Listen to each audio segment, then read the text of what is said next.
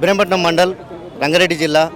Survey number 58లో 5 ఎకరాల భూమి ఆనాడు ఇందిరాగాంధీ టైంలో మాకు 5 ఎకరాల భూమి భూదాన దానం ఇచ్చింది.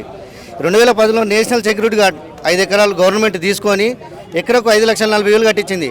అప్పుడున్న ఎంఆర్ఓ, ఆర్డీఓ, వీఆర్ఓ వీళ్ళంతా కలిసి తప్పుడు సర్టిఫికేట్లు, తప్పుడు పాస్బుక్లు, తప్పుడు డాక్యుమెంట్ తయారు చేసి ఈ నష్టపరిహారాన్ని కొట్టేసారు. అప్పుడు ఇక్కడున్న ఎంఆర్ఓ ఇప్పుడు ఇందులో ఎడ్డు కాబట్టి ఇప్పటికీ మేము రావాల్సి 5వ కానీ మాకు ఇంతవరకు న్యాయం జరుగుతలేదు. మీ మీడియా ద్వారా సీఎం రేవంత్ రెడ్డి సార్కి మనవి ఏంటంటే దయచేసి మీరు ఒకసారి ఈ పేదవాళ్ళని పిలుచుకొని మా గురించి ఒకసారి చర్చించి మాకు న్యాయం ఉంటే న్యాయం చేయండి, అన్యాయం ఉంటే మీరు ఎన్కౌంటర్ చేయండి, కానీ ఖచ్చితంగా గరీబోనికి న్యాయం చేయాలని మేము మీడియా ద్వారా కోరుకుంటున్నాం. 14 సంవత్సరాలు సార్ ధర్నా 3 సార్లు ఆత్మహత్య ప్రయత్నం చేసాం ఇదే గేటు ముందల. అప్పుడు కేసీఆర్ ప్రభుత్వం పట్టించుకోలేదు.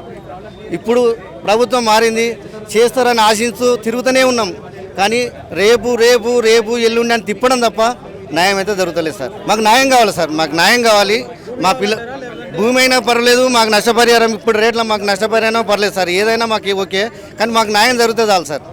మీ మీడియా ద్వారా మన రేవంత్ రెడ్డి సార్కి పదే పాదాభివందనం చేసుకుంటూ కోరుకుంటున్నాం. మా పొలాలను తీసుకుని మా 5 ఎకరాలను తీసుకొని అవును, నేను మా అక్క, మా తమ్ముడు, మా డాడీ, మా మమ్మీ.